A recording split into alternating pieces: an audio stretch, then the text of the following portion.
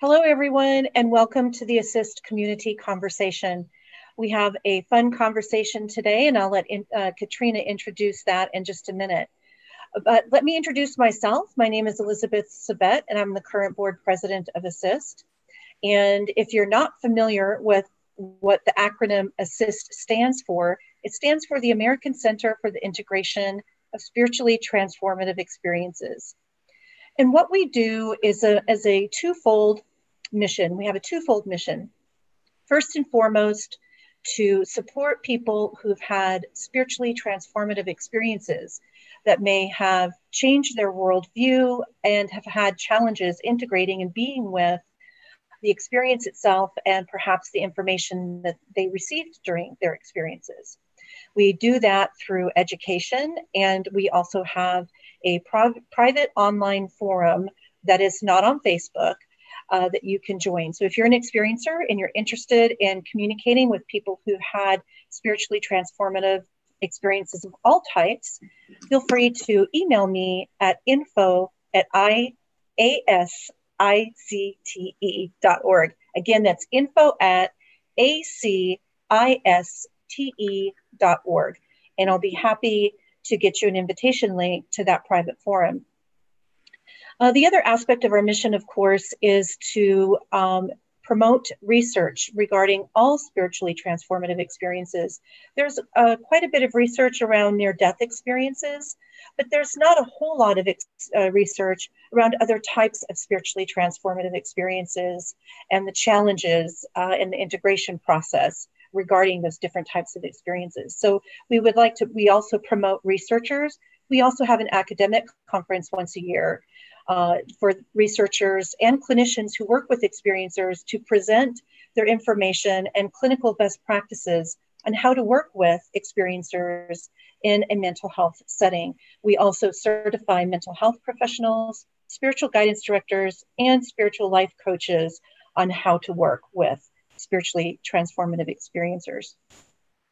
So right now, I'm going to turn it over to Katrina Michelle, our executive director. Katrina is a holistic mental health worker. My mouth isn't working today, Katrina, I'm sorry. She's a holistic psychotherapist in New York City. And Katrina, I'm going to turn it over to you. Thank you, Elizabeth. So yeah, this is a conversation today is talking to people who've had spiritually transformative experiences that are related to meditation.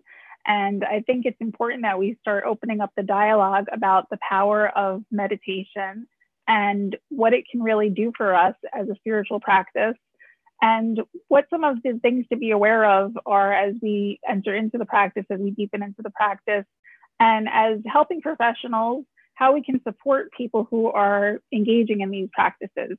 One of the things that's been happening lately is meditation has become kind of a buzzword and a fix-all for everything. So I think it's important we talk about some of the things that this practice can unlock. So I'm really excited that we can be here in this format with you and broadening our reach. ACISTE has been having our conference now annually, but for those of you who aren't able to make it to a conference, this is a way to really get the topic out there and connect with our online community. So thanks for being with us, viewers, and you'll have an opportunity to ask questions. If you want to post something in the Q&A, please do. And right now, I'd like to ask our panelists to take a few minutes to introduce themselves. Let's see, Elizabeth, our president, I'm going to turn it back to you. You'll be sitting with us as a panelist today. So I'm excited to have you share your experiences. Tell us a little bit about you that we don't know already.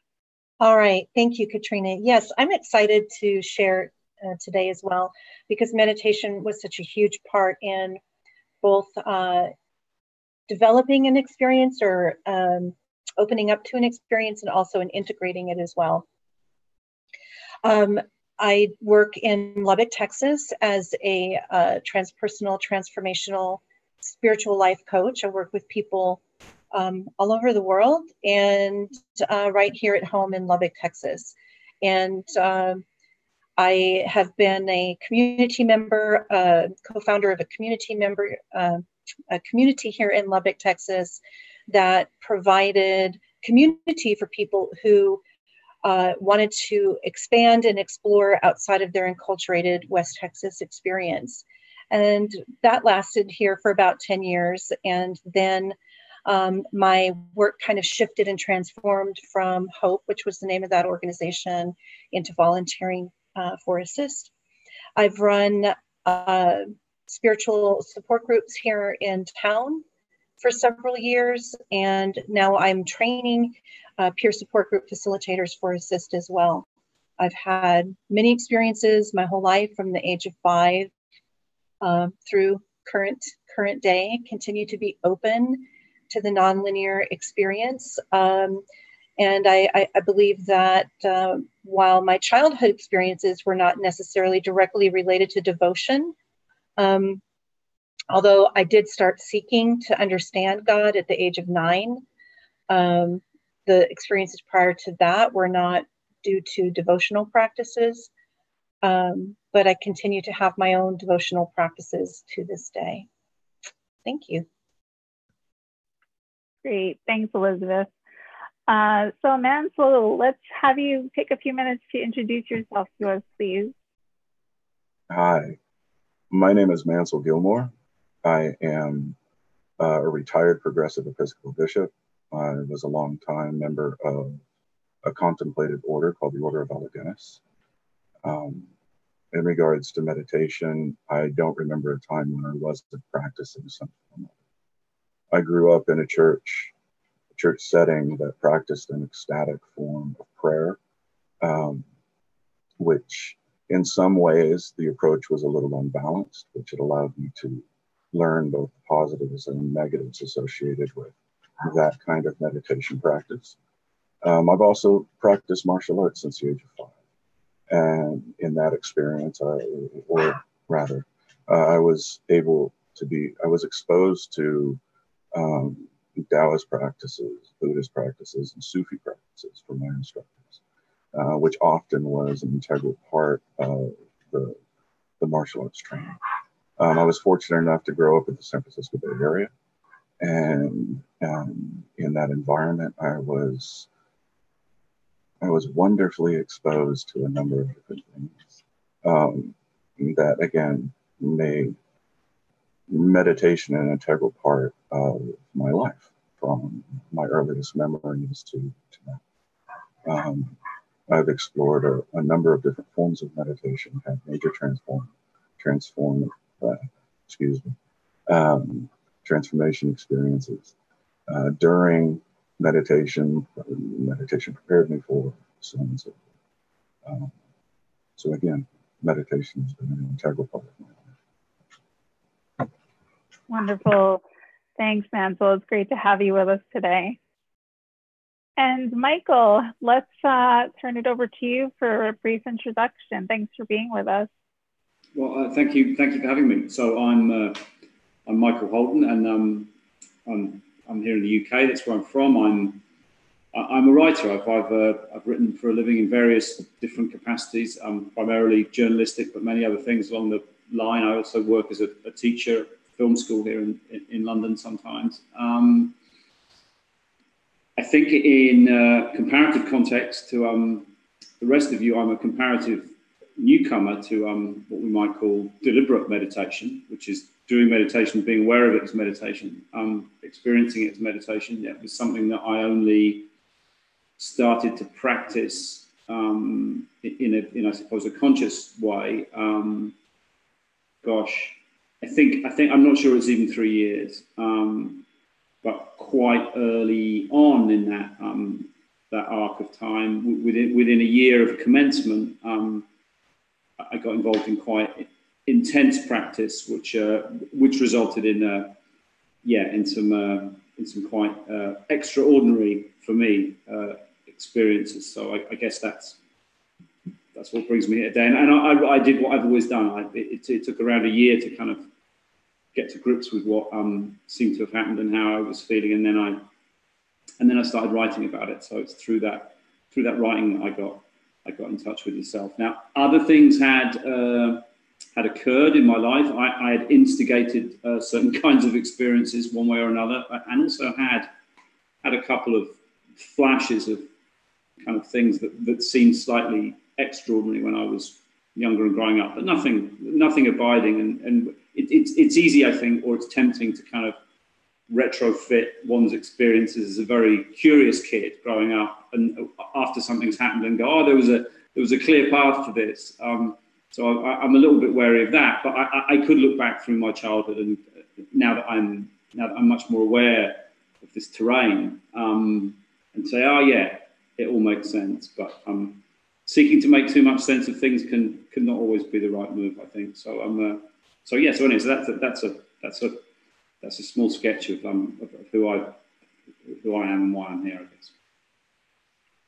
Yeah, thank you.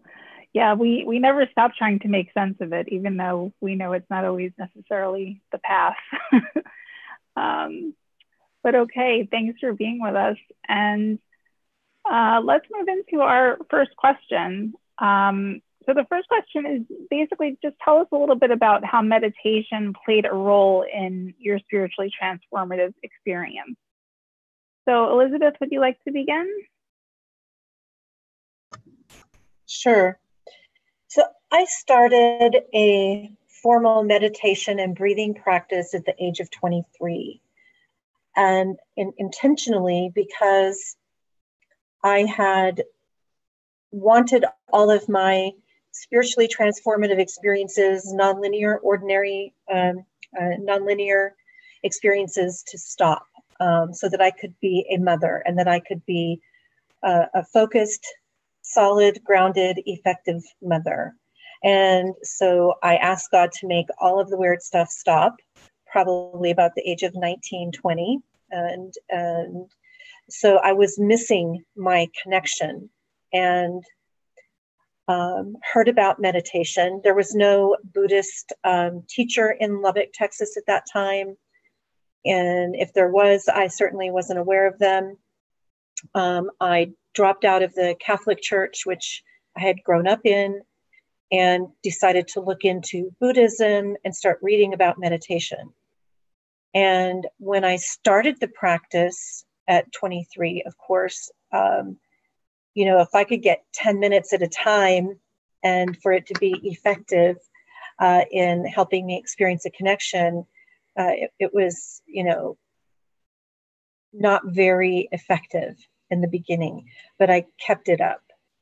And eventually, after quite a few years of not getting what I thought I would get in meditation, which was direct connection, I got very frustrated and put it down and said, okay, I am not going to eat until you show up and you show me what you are. And so I went into, and I didn't know that this was a practice either, but I sat down and started calling the name of God. And I said, I'm not going to meditate the way I used to meditate anymore. I'm just going to call you like a child calling their mother until you pay attention to me. And actually, it's actually a practice. Calling the name of God over and over is actually one meditative practice. I didn't get anything for the first practice. I sat for 45 minutes during my lunch hour, didn't get anything. And I said, fine, I'm not going to eat. Second day, sat in for 45 minutes during my lunch hour and called the name of God out loud. Didn't get anything. Said, fine, I'm not eating again. I'm not going to eat today. On the third day, something in the heavens took mercy on me and gave me an experience of, the first thing I noticed was an energy in a waveform out at arm's length. And when I felt the energy, I said, God, is that you? Are you a wave? And then it came and hit me directly in my chest and took my breath away. And life was never the same after that. I instantly changed. I mean, I changed overnight. My ethics changed in my own private mind of, changing my thoughts to be more compassionate and kind. The things I had struggled with before instantly changed. And I became a vegetarian like overnight. And I said, well, okay, I'm not going to eat today, but tomorrow I'll eat, but I just won't eat meat. And that was weird, right? So while I had had many experiences before, that was the first of more transformational experiences to come. So.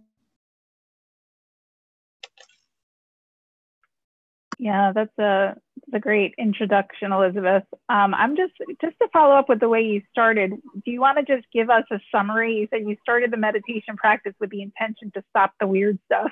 So maybe just give us a little summary of what that weird stuff was. Well, no, I asked God to stop the weird stuff when I was 19 or 20. And I went for 3 years without any type of practice or experience. The weird stuff, I was something called, something would happen spontaneously that I would call quantum time jumping, that I didn't know was a thing either.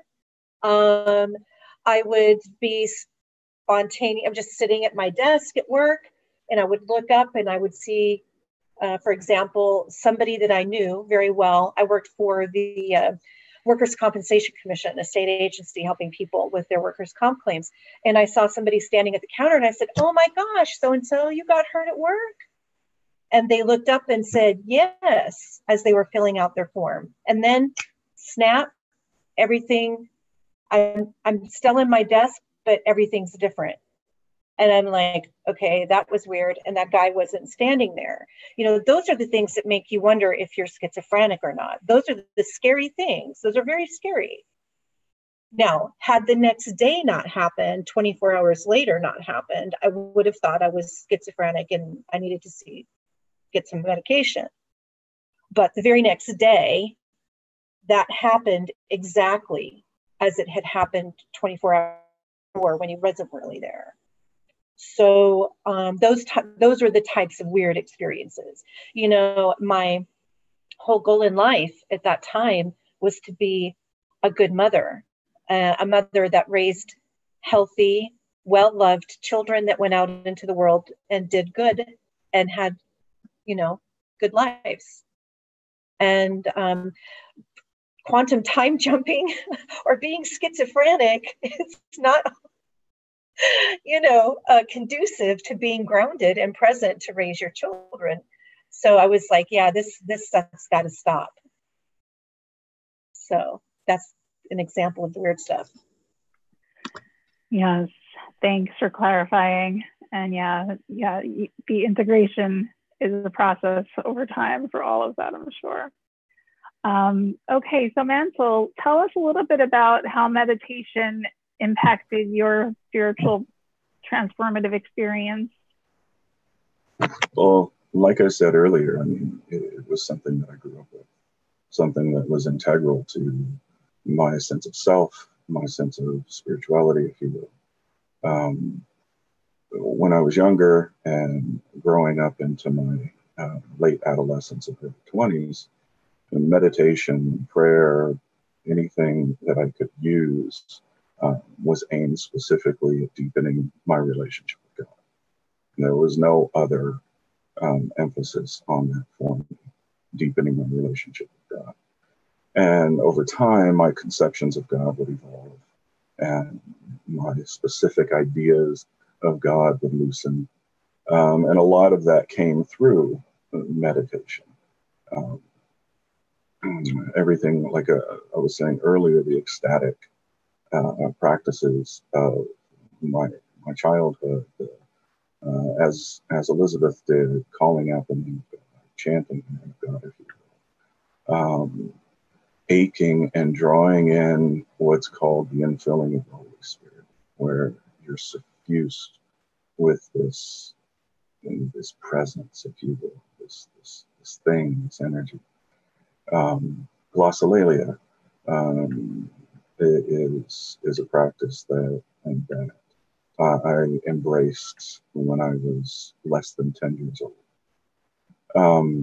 Do you want to just clarify what that is for those who might not be familiar? Most often it's called speaking in tongues, but it's kind of allowing yourself to just utter sound. It comes out in a kind of gibberish usually. but to utilize it as meditation, it has to come from a deep place. My views on these things, of course, have evolved over the years. But those were all central to all of that, was a deepening of my relationship with God, including the meditation I learned through martial arts. It came to be practicing martial arts was a form of prayer. This deep meditation, swimming in the presence of God is the way I viewed it. And over the years, it's evolved. I learned more specific, intentional technique through other disciplines, and was able to utilize that. One of the things that made meditation so important to me is the fact that I have PTSD, and I have PTSD that results from childhood trauma. So I don't remember a time that I was not traumatized, and so meditation was a way of finding balance within myself, coming to terms with who I was. It was and is a practice that allows me to take steps forward in my healing process, which has forced me to embrace some deeper forms of meditation that are hard and difficult and painful. And I've never been one to really center my meditation practices on relaxation or finding peace, if you will. It's always been taking a step forward in my growth. And that's happened throughout my life. And it continues to happen. It's something that I still practice. So. Yeah, it's been quite a journey, and I appreciate you bringing up the history of trauma, because I think that's something we're gonna get into a little bit in terms of how, you know, meditation might play a role in having to dive into managing all of that. So thanks for sharing that piece. And Michael, so for those who might not know you, we came into contact because you had written this piece, which was published in Esquire magazine first, I believe, about your experience at a Vipassana meditation retreat. So I know you've had other experiences as well, but I think it'd be really interesting to hear you tell us a little bit about that experience. Yeah, no, if we want to focus on the meditation-based stuff. So I had, for sort of numerous personal reasons, I suppose, and partly because of how I'd been feeling, certain things that my life had kind of arranged itself, or I'd arranged it in a particular way, and I'd really started to look for something. I think I needed something different. I also had an organic curiosity about doing something different. So I wanted to develop some kind of practice, and so I just began benignly, having done lots of reading, doing 15 minutes of basic sitting a day. And I found that to be really great and immediately efficacious. I felt better. I liked the fact that I had a kind of an extra thing to do, didn't resemble all the other things I'd done. The kind of contextual and experiential difference between a period of meditation and what constitutes the average urban, self-employed, neurotic person's day like mine is quite tangible, quite quickly. And so it's just in and as of itself, it began to feel like a positive and quite quickly quite a cherished kind of space, really. And the insight that developed in terms of, you know, an awareness and a perspective on the processes of who you think you are, or who we take ourselves to be, and the mechanics of that once observed in a clear and deliberate fashion.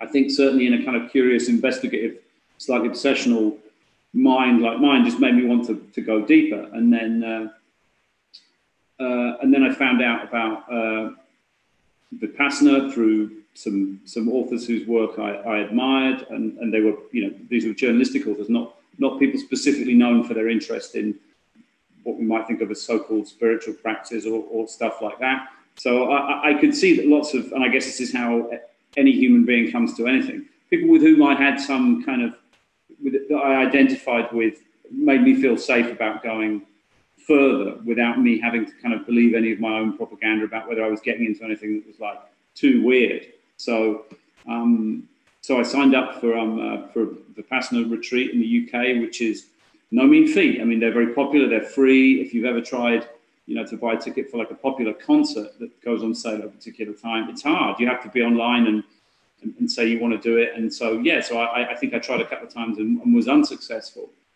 And then I was successful. And then so some time passed. I went on the retreat, which is a 10-day program. I guess 11 days maybe with your first day built in of silent meditation. The meditation clock's up to about 11 hours a day, which is a substantial program. Your food intake is quite limited. The diet is vegetarian. I'd given up meat and fish in preparation for the retreat because I didn't want what I experienced to be kind of, to have some sense of lack linked to what I was or wasn't eating. And you pretty much stop eating after midday, and you woke up at 4 a.m. and, you know, and there's a very well organized regimen that you go through around those experiences. And so I went there, you know, very enthusiastically, and after,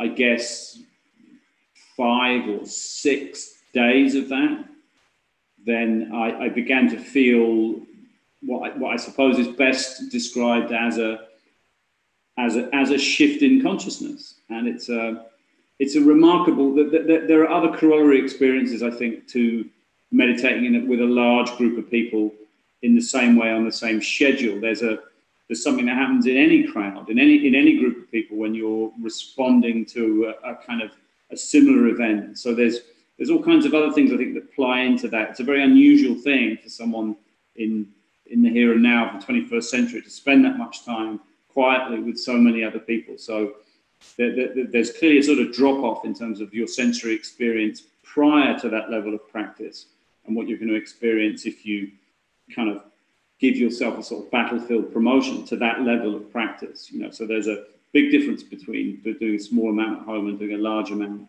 in that kind of dedicated environment. But yeah, so about a week into it, I don't want to take up too much of everyone's time here by kind of stepping through my recollections live, because they come back in a different and irregular fashion.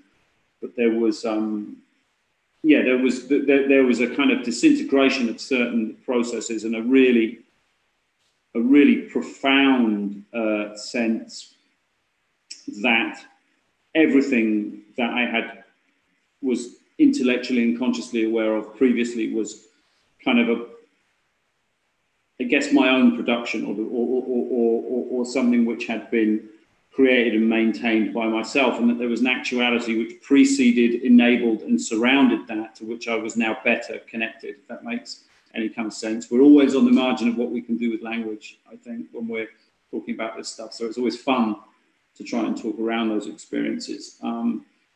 So that was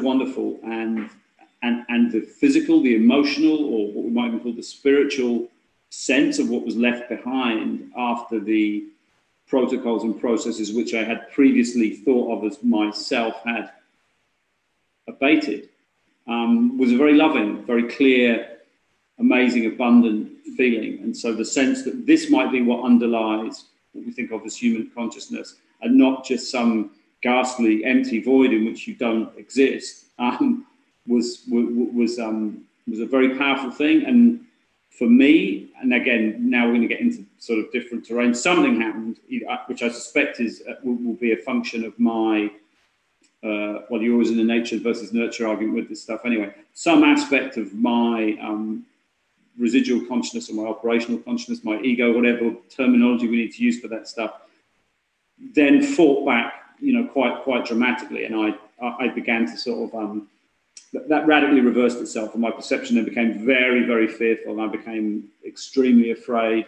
That abated to a degree, but then I started having kind of overwhelming hallucinations and shifts in perception, and various things. One thing led to another. It culminated, I guess, on the narrative level with me just insisting that I couldn't move or wouldn't be moved. You know, I was so convinced then of my complete connection to everything, some level of profound connectivity, that I had interpreted that, I think, through some form of kind of egoic pushback as meaning that I was so connected to everything in the universe that if I was to move or harm myself in any way, that in itself would be some sort of disastrous event. So I'd rationalized that into thinking, well, you can't do anything to me, I mustn't move, I mustn't speak. And so, not unreasonably, the people who were charged with my well-being in the real world, the people running the retreat, did their best to try and do something about it. But in the end, they called the emergency services, and I ended up being taken away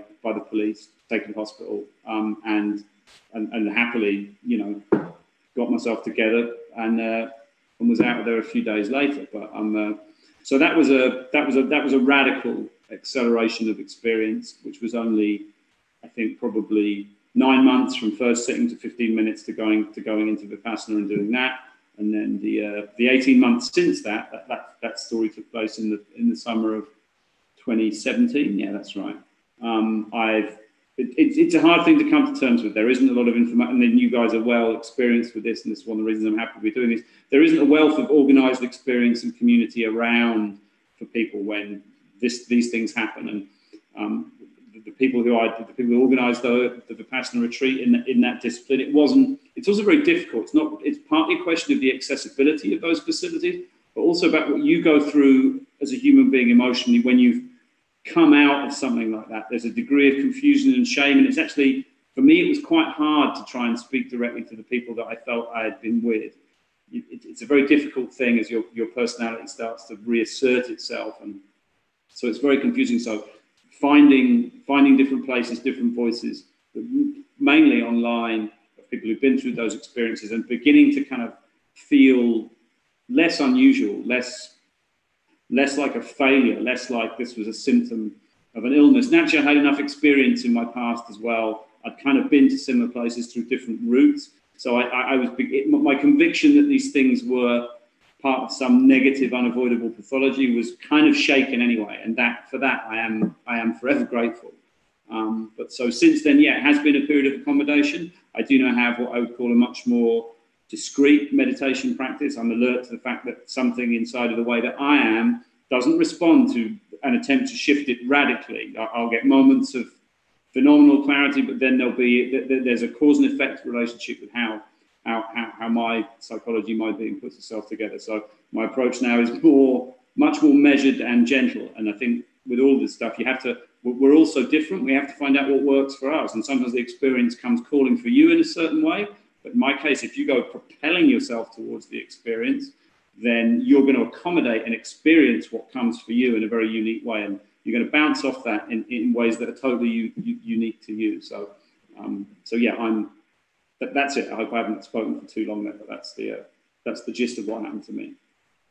Yeah, no, that's great, Michael. Thanks for sharing that. And I think that's exactly why we're here talking about this. We're trying to understand how all of this comes together. These retreats that were going on with the intention of going in to find peace and being confronted with heaven, as you said in your article, and this overwhelming love, and then the pain and the chaos and the dissociation that comes from that, and then how that's interpreted through the lenses of mental health and the people who are intending to hold space for that but might not necessarily have the capabilities to manage it. So thank you for sharing. Okay, so we'll move into our next question. Elizabeth, did you want to ask that question? Sure. So the question that I wanted us to talk around today was the issue in the concern that some people have in different religious perspectives that meditation is dangerous, that it's an opening for the devil or for evil spirits to take over and control you, that it's a dangerous place. So, I live in West Texas, which is a very ultra conservative place. religiously, politically, economically. And so that's a concern that I hear a lot. Now, things have definitely shifted in the last 10, 12 years here. Meditation is seen in some circles, as a simple mindfulness practice for mental health, but there's still that concern here. So my question was today, what is your response to that concern about it being a dangerous opening for evil? Mansell, would you like to speak to that? Well, any long-term meditation practice is going to allow you to view inward. And so what you're going to encounter first and foremost are pieces of yourself.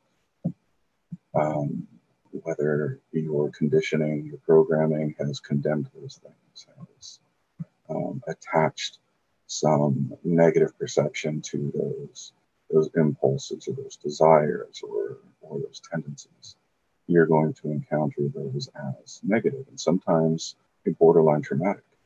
The deeper that conditioning goes, the deeper you are, especially when fear is attached to that condition. You're so afraid that you're going to hell, that you're somehow falling under the influence of some demonic presence or things like that.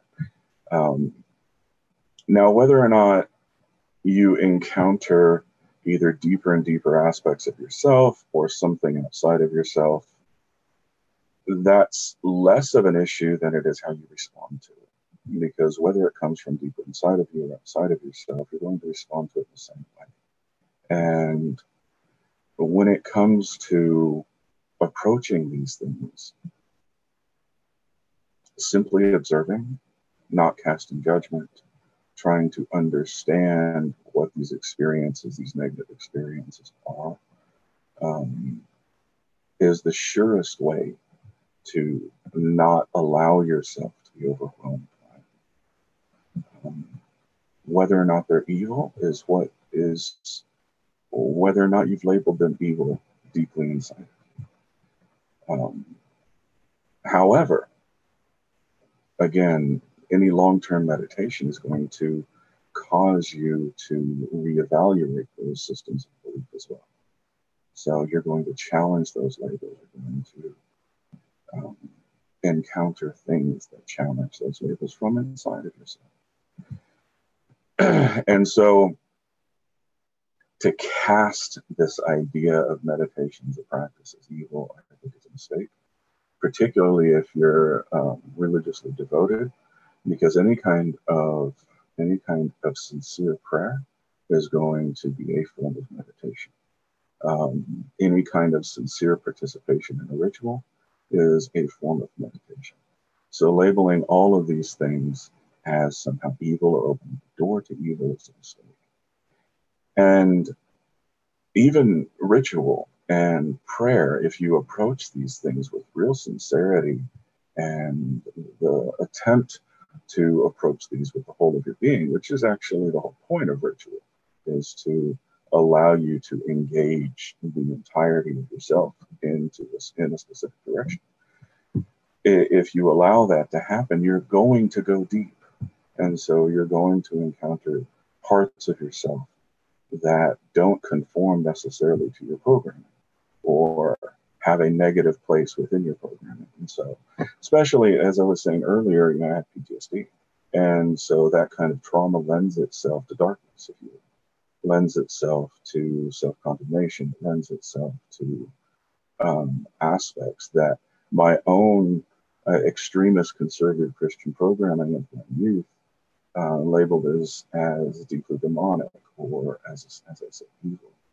It took me a long time to be able to accept those things and work through those things and even embrace those things and find out what's the core of that experience, what's the core of that image, what's the core of that vision, and discover that none of it was negative, none of it was hurtful. And in fact, even those darkest things were keys to my own growth. And I think that's a beautiful thing. So labeling something as evil can actually inhibit your growth. However, if your programming has labeled those things as evil, it's going to be very difficult for you to overcome those. So confronting your programming and trying not to judge that either is something that's important. Because if you're doing any kind of real intentional meditation, you're going to confront your programming. That's my answer. Yeah, that's been my experience too, Mansell. And my takeaways from what you just said is that if you're going to do a deep meditation practice, be prepared, right? That's one of the things that we need to educate people about. If you're going to enter into this, be prepared for the darkness that you might find as well, and have a way to be with that, and somebody that you trust to help you walk through that, I think is key as well. Right? Yeah. Michael, what is your perspective about this concern? Well, it's fascinating to hear you guys talking, because I think sort of in terms of where you're located and also your experiences, you have much more experience of an Orthodox religious space than I do. My experiences came from a more kind of willfully secular place, if you like. So I don't hear that word evil applied directly around me. I think because I'm not. It's just it's very different living in this part of London than it is to living in your part of Texas. I'm pretty sure of that. The conversation I would have in the nearest bar is going to be different if I go in there and say, what are we talking about when we talk about evil tonight? So there's that conversation. There's the what do we talk about when we talk about evil conversation. And as I think Mansell has pointed out, that's different culturally, that's different on a community level, and ultimately it's going to be true to you. So yeah, I think there's every chance, like all kinds of kind of mythic scenes that you see in different kinds of storytelling, you probably are going to confront your version of evil, whatever you may take that to be at some point, if you're going to engage with something like this. Now, what someone in and around you or within the framework of the literature and the world that you live in, what's their agenda when they start to allege that these practices might be evil is kind of a separate thing, really. And that they may be coming from that, or those arguments might be around as an attempt to protect you, because there is, as we all understand, I think, there is a danger to this. But I think, so someone might, but there's also a danger to any other kind of belief system you might be taking. So if to label things as evil is coming from someone who's invested in a particular system, they're probably, and not necessarily in a malign way, invested in the security of that system. And again, as Mansell said, you're going to have a questioning relationship with your belief system if you go and observe it and experience it with the distance and also the intimacy which meditation gives you. So you are going to go through some kind of potentially a crisis of faith.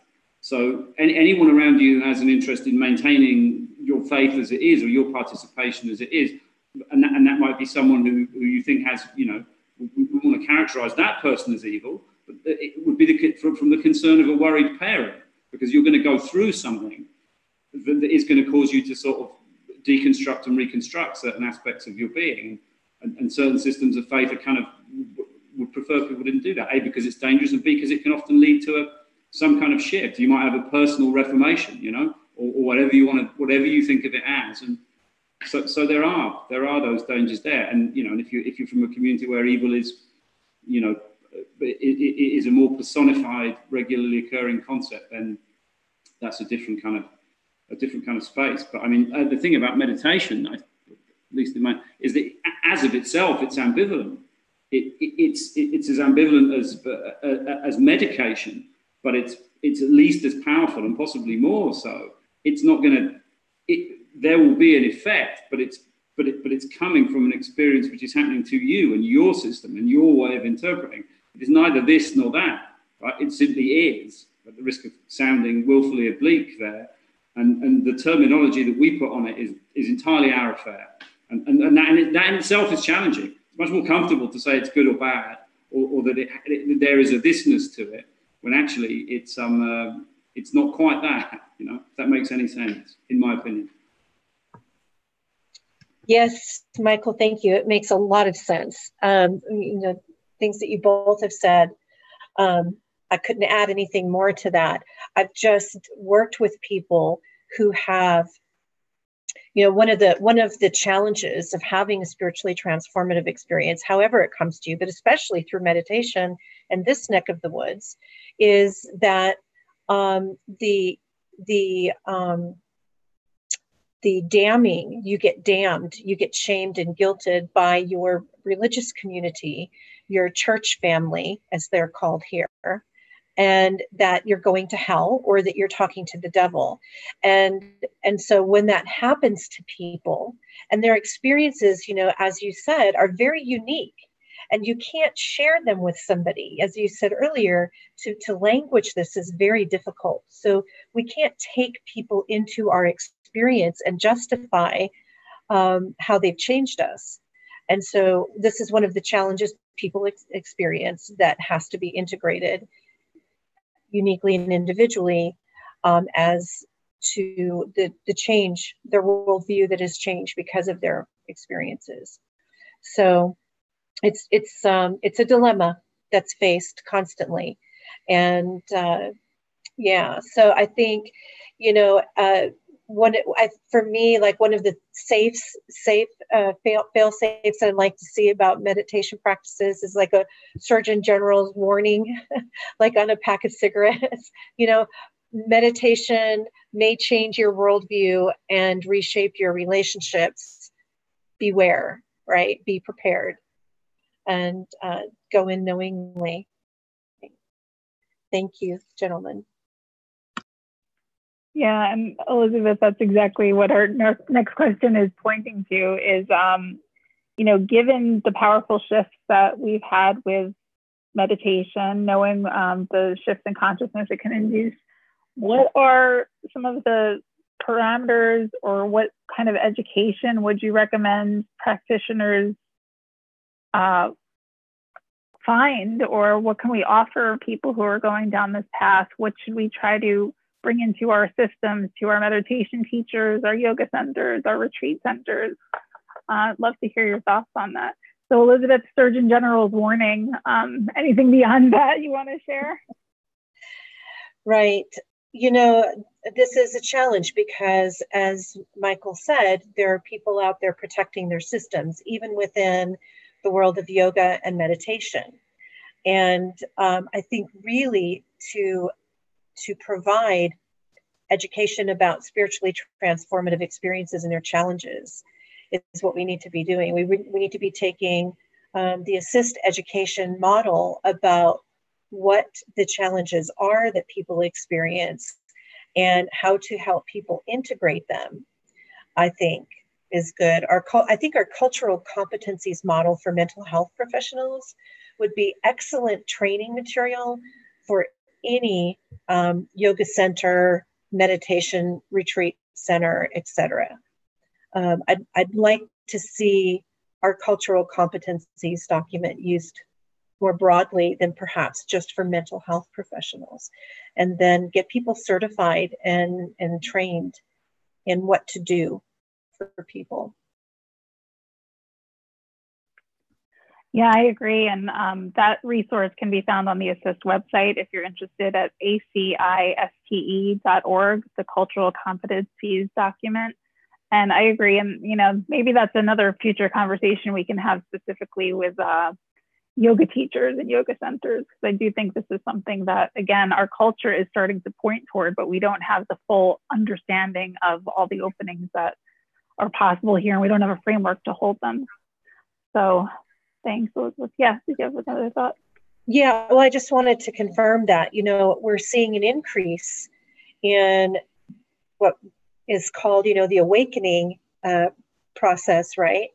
But that's, you know, look at what yoga, from the time yoga hit the United States until now, and how it's disseminated more mainstream through yoga centers, right?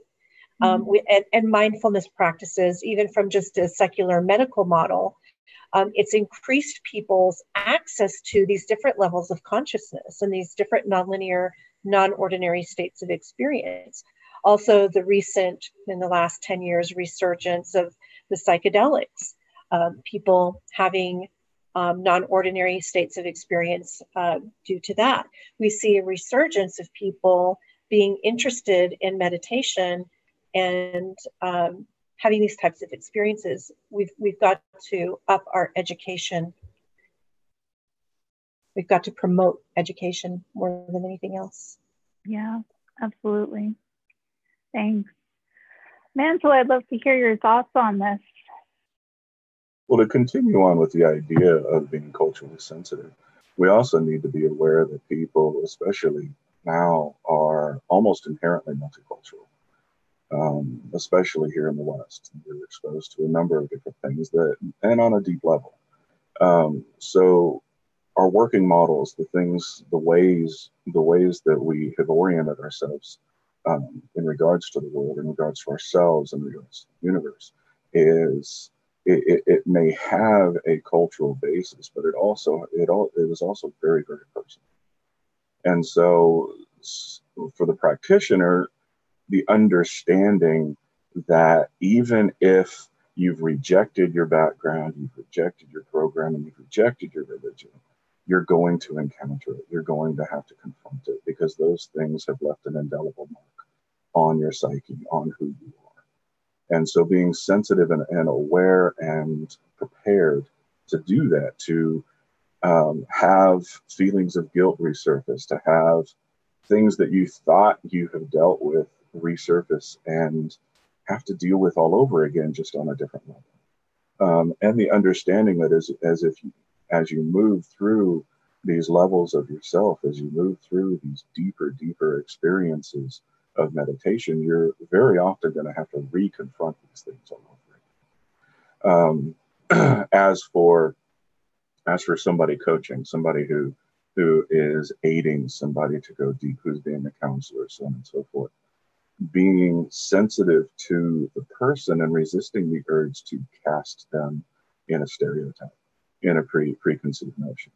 Yes, they may have a Christian background. Yes, they may have this other background, but that does not mean they fit all of these categories within that system. So in dealing with somebody who's going through these things, be inquisitive and open to the way they express themselves, and to help them at every stage and level of growth be able to reconstruct a working model, to reconstruct a new orientation. That will eventually be challenged. And that's something else that somebody who's trying to take somebody through these different levels of growth needs to understand that at every level of growth, you're going to challenge the previous one, and you're going to challenge who you are all over again. So one of the things that is really, really hard to do, but I think is absolutely necessary when you're looking to grow in this way, is letting go of certainty, letting go of absolute belief, letting go of these things, which of course itself is a major process, but at least being willing to be wrong, being willing to let go of strongly held beliefs, as I said, certainty.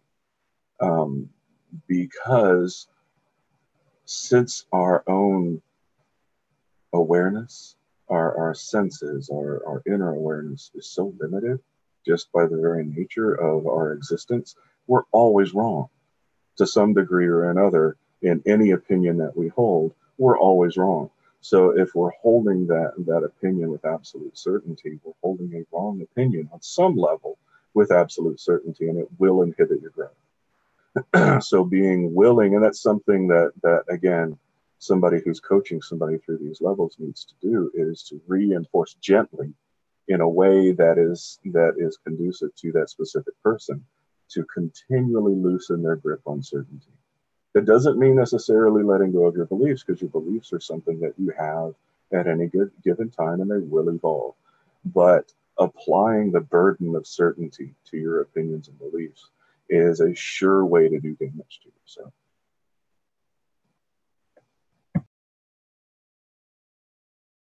Yeah, thank you, Mansell. Well said. We don't realize that often this spiritual journey, if that's your intention, or even if it's just your intention to make this a way to bring some inner peace and stress reduction, meditation is the gateway. There's so much that we can be challenged to let go of, and certainty, of course. We think we know so much until we realize we don't know much. So, yeah. Michael, what are your thoughts in terms of education, resources, ideas to help build some container to hold all of these possibilities? Well, yeah, I mean, I would only echo what Elizabeth and Mansell have said, really, and I think speak to something that you've mentioned a couple of times, which is that I think it would certainly be helpful to kind of rein in, insofar as this is even possible, the kind of public relations, or that suggests someone's behind it. That's not even the word, but there's a driven and very present perception now about what meditation is good for. It's definitely good for you, and it's going to do these things for you, and it's going to help you become more successful. And tiny incremental things. It's like a version of going to the gym. It's marketed somewhere between the way cigarettes used to be advertised, and there's all kinds of odd things you see now, and it's sort of algorithmically out of hand. Like, even if you go and read my piece online, which is, you know, speaking explicitly to some of the less often discussed outcomes, the ads that even the website of the magazine of Esquire finds are promoting meditation holidays and apps and stuff like that. The two are literally coexisting. My computer thinks, because I'm interested in one aspect of it, the advertising and the promotion that I get to all these kind of seemingly benign spin-off products around it, that over 1,300 apps or something I could potentially have on one's phone that do all this stuff. So we're living in this kind of deluge of a kind of superficial relationship with it, which is not to say that there isn't a way of, you know, potentially having a relationship with it which could yield small, incremental, positive results. But at the same time, it's like, it's, as we said, the sheer ambivalence of it, and the good news, the immensely efficacious force of what you're engaging with here, or what you're disengaging with, whichever way we slice it, is, as Elizabeth was saying, something that people need to understand. It's like what's the weather like at the beach today? You're going off into the ocean, but at the same time, just as Mansell was saying, you also are that ocean. So don't pretend that there isn't potentially a drop-off, whether you stay in your own shallows, and that's going to depend on your sort of inner geography, to push the analogy somewhat. So yeah, I think we need to try and, through these conversations, somehow rescue or at least reframe the whole concept of potential outcomes here, which I think in an immensely positive way. It's powerful because it's powerful, but it's also powerful. You know, I realize I'm just essentially repeating the word powerful there, but it's, you know, but it's not powerful like detergent powerful. This isn't like something that's going to get the sink of your mind shinier necessarily, although maybe that too. It's as powerful as if you then drank all the detergent as well. It can go that way. So it's just about having that kind of thing. And then in terms of integrating the experience, I think that's an interesting one in itself, because I don't know if I would say that I had, in a strict linguistic sense, been able to integrate mine. I mean, I miss certain aspects of it because it was so extreme. When I'm back, you know, on my way to work or trudging around or dealing with day-to-day stuff, I wish I was back in the sort of clear and seemingly euphoric spaces that I've seen before. I'd rather that was my day-to-day experience. At least I imagine that's what it was like. So I think we also need to be careful that there isn't a competitive aspect, because this can equally go the other way, where people are being sold the idea of some transformative thing. And if they don't get that quickly, like most modern human things, then there'll be other frustration there. I also now, I know I guess this is also potentially probably more of a sort of, I don't want to generalize here, but more of a masculine thing. I can sense there's like a competitive thing about how much meditation people have done, what kind of results you've got, have you had a terribly significant experience? So we can't help but this is already escaping into the kind of competitive, consumerist, capitalistic framework in which we dwell. So all those problems are kind of coexistent within it. And the more those of us who kind of seen a bit can flag out and go, well, it ain't necessarily so, think on a minute, then we can extricate people from kind of co-opting this thing into into the everyday madness that probably drove them to it in the first place. So yeah, I think we have to keep speaking to that, as well as normalizing the difficult outcomes. We also need to normalize the idea that some people might not like it. Maybe this isn't for you, because that can create a lot of negativity around an idea as well. If people aren't comfortable with it, that's cool. They'll be comfortable with it. It's not panacea. It's not for everyone, and it's not that someone is better for having had one of these experiences that's gone a certain way or anything like that. It's there, and we just need to have like we said, a better conversation about it. Hopefully this is part of that conversation. But yeah, from a simple health warning, just to kind of pushing back somewhat against some of the sort of the propaganda around what it appears to be, but actually isn't. That can only be good. Yeah, Michael, such good thoughts about just how, as Westerners in our individualistic mindset, we tend to package it and promote it and understand it, and it becomes competitive and goal-oriented. And I think that's a really good point about, how can we open that up? And that's actually the next question I have here is, how can we view and understand meditation as a practice that can be beneficial for the collective and not just the individual? Because we're going into meditation seeking a state beyond the self. So it seems like by nature, we're connecting with something that's out there for everyone. And yet, like you said, Michael, we tend to filter back through the view of the individual. So let's talk to this idea of looking at meditation as something that can be beneficial for the collective as well as the individual. Does anyone feel called to begin on that? Yeah. Yeah, well, something came up for me immediately. I mean, so when I first started meditating, the first thoughts I had were of that nature. It was the kind of tyrannical, what are you doing sitting here? The world's a terrible place. That you could be doing the washing up. There's certainly you haven't finished your work, or there are people out there in the world. Anything is better than this. That was the inner narrative for me. You should immediately go and go to the worst place in the world and help people before you sit in your own room and do nothing, right? There's a whole tyranny of narrative against that, or at least there was for me. And if you're able to observe that, then that becomes interesting in itself. And that's hopefully is the beginning of the end of that kind of thinking. But I think to the wider point here, we are, I hope, of better use to the collective once some of the potentially beneficial effects of meditation have come to bear upon ourselves. There is a limited value, although, listen, lots of great stuff happens for necessarily not great reasons. There are many people who give huge, life-changing sums of money to charity out of terrible guilt. Let's not detract from the complexity of the human experience here. But I think if you're going to go into meditation and you want to either still that inner voice, or potentially if you want to talk about your practice with other people who will be going, well, how could you do that? And this is that way and that's that way. And we'll tell you that it's a selfish, introspective retreat. And obviously the word retreat is very much part of the vocabulary here.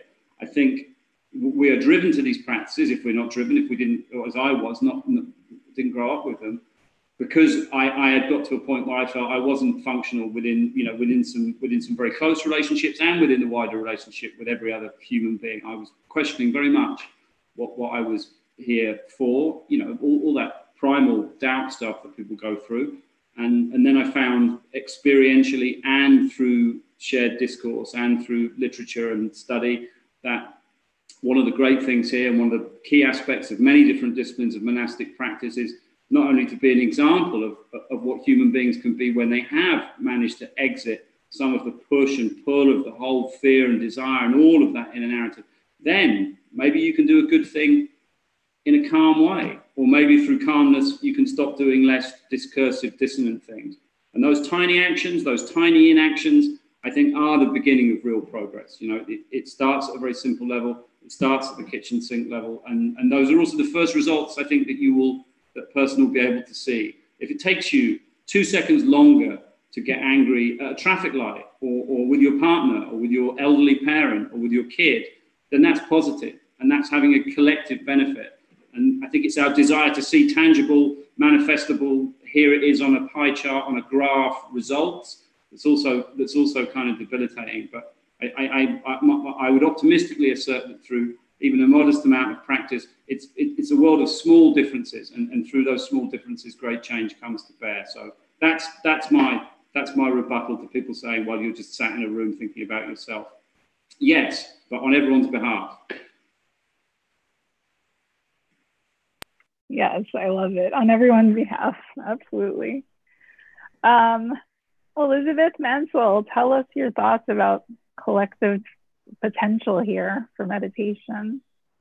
Well, I'd like to speak to this because it's a fun. I agree with Michael. This idea that to paraphrase,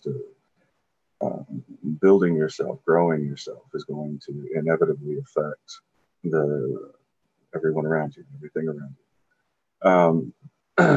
And you can look at it in different ways, and it depends on what you bring to what your purpose for practicing meditation is. If you're just looking to relax a little more, or maybe do a little bit of therapy, nothing deep. It's like going to the gym. You're a little bit healthier, you're a little bit happier, you carry yourself a little bit differently in the world.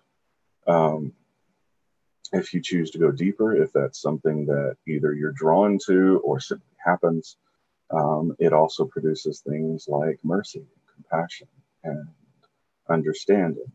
And so you walk through the world with a little bit more wisdom, with a little bit more understanding. So when it comes to individual versus collective, it's a simple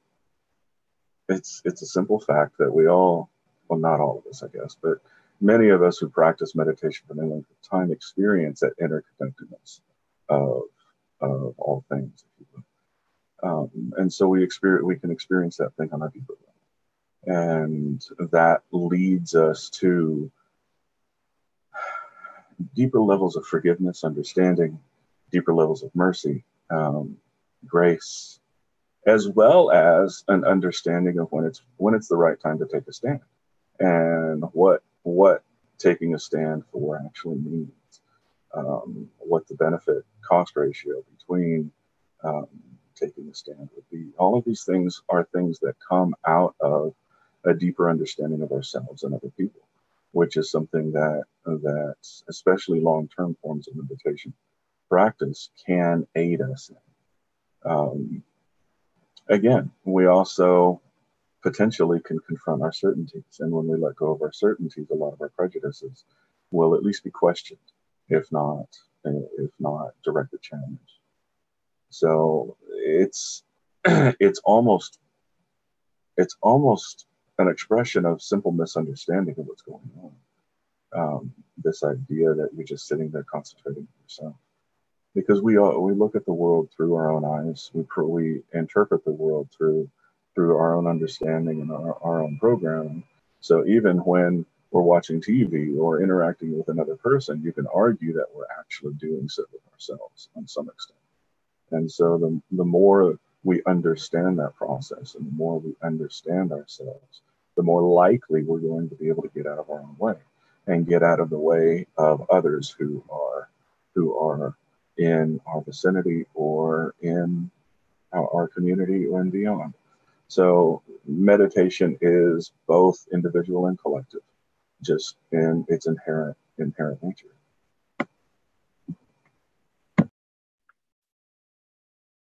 Thanks, Mansell. Great thoughts. Elizabeth, what are your thoughts on this? Well, I don't know if there's anything to add. They both stated it so succinctly and completely. You cannot separate the individual from the collective. And for those that do the deeper work in meditation and have gone through the agony of recognizing our disassociated, fragmented selves that we found in meditation, and did the work of giving ourselves compassion, grace, and mercy, understanding for ourselves, it makes us much more capable of doing that for others. We quit projecting those fragmented, disassociated parts, blaming other people for those, blaming ourselves. So that projection of blame ebbs away. And as you practice, those negative projections go away internally and externally. And so that creates a silence in your own mind, a peace in your own being that you carry with you wherever you go. And that influences and affects those that are ready to be influenced and affected by it, noticed by it, that energy of silence within your own psyche and emotional body. And so as the Dr. David Hawkins would say, as the ocean rises, the boats that are on the ocean rise as well. So as the collective, as those who meditate deeply are able to affect their own consciousness, they affect the consciousness of those around them. And it doesn't mean that there's peace outside, right? And I think that's maybe one of the inherent challenges of meditation for beginners is they expect that when they start a meditation practice that they're going to find peace. And what they find are these fragmented pieces of themselves. So the peace comes as we continue to do the work that both of these gentlemen have talked about, you know, that coming back to our wholeness and our connection to one another comes back in a way that cannot be denied for the individual. I had an experience at my very first silent meditation retreat was at a Buddhist abbey in Northern California. And silence had been calling me. I'd been seeking silence. I knew that silence was really important. So I thought that going to a silent meditation retreat would do the trick. And I laughed because, you know, what do you meet? You meet yourself. And I couldn't wait to get out of there.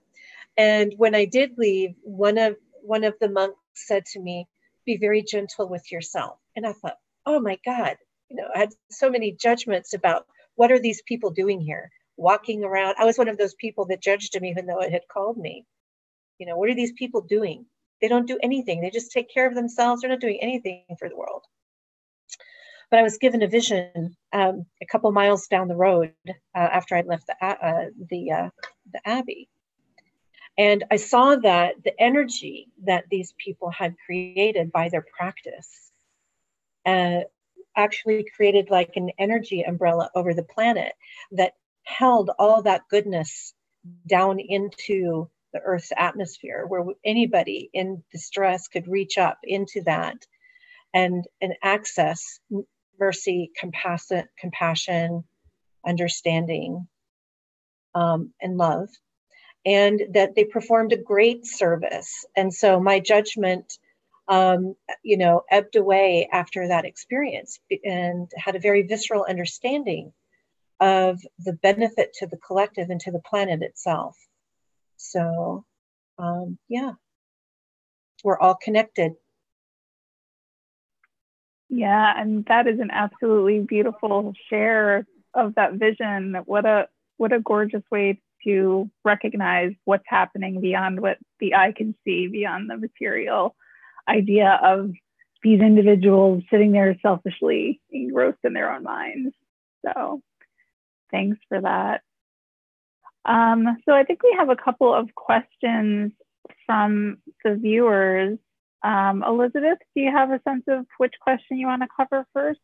Sure, we just have one right now. So if anybody else has any questions they'd like to ask of the panelist, please go to the Q&A icon at the bottom of your screen and click on that. You can type in the question. This question is, do you think experiencers, it's not really about meditation, but I guess it's related to cultural competency maybe. Do you think experiencers are more likely to seek out help from psychics and intuitives rather than from mental health therapists due to a fear of being misdiagnosed and labeled?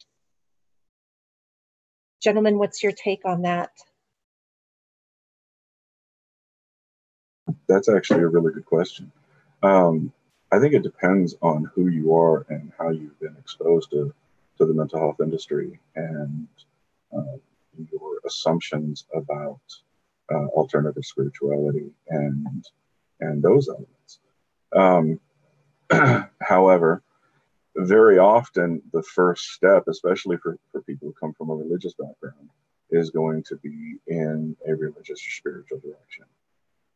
Whether that's looking at a religious counselor or or if they've already gone through or begun the process of challenging their own religious background, looking for some kind of alternative in that way. I think that's more a result of your conditioning than it is, I think, the experience. Now, I do know that finding a mental health professional who is aware of and trained in dealing with this kind of thing is almost invaluable. It's because they bring into it a deeper education, a more long-term, more in-depth framework on how to address these things. Typically, especially if they are secular and not religious, they tend to not try to impose a specific interpretation on your experiences, and rather will work to lead you to understand your own experiences. Now, there are some in the alternative spirituality community that will do the same.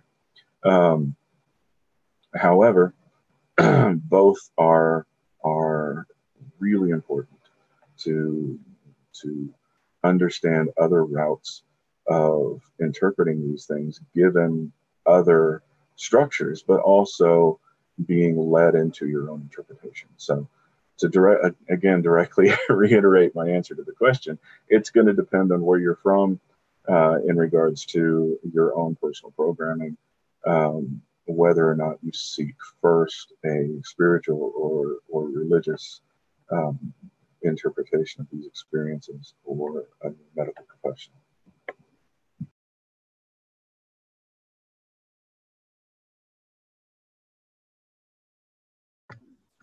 Yeah, I agree, Mansell. And I do want to let people know that are watching that we do have mental health professionals, spiritual guidance directors, and coaches that are trained and certified by ACISTE.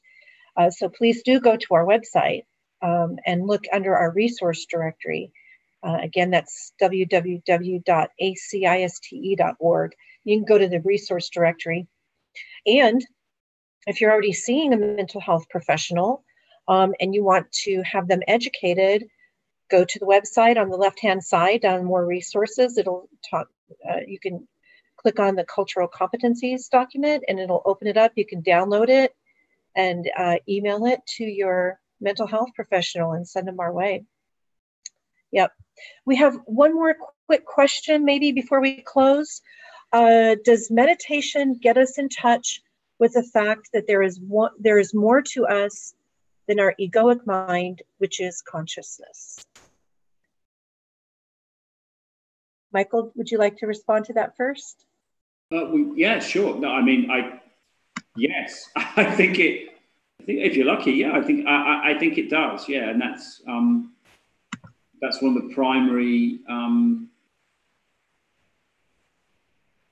Is it in effect? I don't know. Again, I'm sort of struggling with the linguistic aspects of it here. Yeah, I'm reading an interesting book at the moment that described, our kind of egoic consciousness as being about, if our mind is about the size of a beach ball, then our egoic consciousness is about the size of a tennis ball. And the revelation that feels about right, which I think anyone who's done much meditation would subscribe to at least some version of that model. That's a helpful thing because it will take you back to what Mansell was talking about realizing that it's not about a sense of, if it gets you in touch with the idea that there is more to this than what you thought there was, then as of itself, the progress and as you hopefully develop a benign relationship with, with the sense of being that you begin to experience through meditation and begin to let go maybe of the sense of being you probably developed through most childhoods, which is a kind of defensive attempt to assert yourself, often under quite difficult circumstances, and potentially start to look beyond the model, which has probably served you reasonably well until the moment that it didn't any longer and you went looking for something different. If that's your route into it, then yeah, I think that's the great entry level blessing. If that's the least you take from it, that's a substantial shift in consciousness, which might sound like a grandiose way of looking at it, but that's exactly what it is. And there's nothing to be feared there. And I think for most people, that should come as a welcome relief. So yes, I think that certainly in my experience, that's been a great thing. It was like a load off. I felt it was like some sort of inner gravity was dispelled. You don't have to take yourself so seriously anymore, which is not to say there aren't serious things attached to it, but who doesn't want to do that? Thank you, Michael. Mansell? Yeah, I think that's kind of the point of what we're talking about. I don't remember who said it, but I remember hearing a statement in regards to all of this subject, that it's all in your head, but you have no idea how big your head is. So the idea of just looking inward is something that is foreign to many of us. And so looking inward, you're going to almost immediately encounter elements of yourself that are deeper than you're consciously aware of, that your awareness is normally focused on. Just that act will immediately take you deeper. If this practice is continued long term or with any kind of intention, you're looking at, as we've talked about, you're looking at elements of yourself that you both praise and condemn. So yes, absolutely yes, but you need to be prepared for what you find, because you may not like yourself on different levels, and different aspects of yourself may be very traumatic to the way you perceive of yourself currently. So approaching this with caution, approaching this with the determination to give yourself grace, is something that is necessary, simply because the answer to this question is a simple and emphatic yes. Thank you, gentlemen, so much. I'm going to turn it over to Katrina to do some announcements before we say goodbye today. Thanks, Elizabeth. And thank you both, Mansell and Michael, for being with us and taking the time to share your personal experiences and help give us some insight and input into where we're heading with all of this as a collective together, trying to lend support and help people meet their integration needs.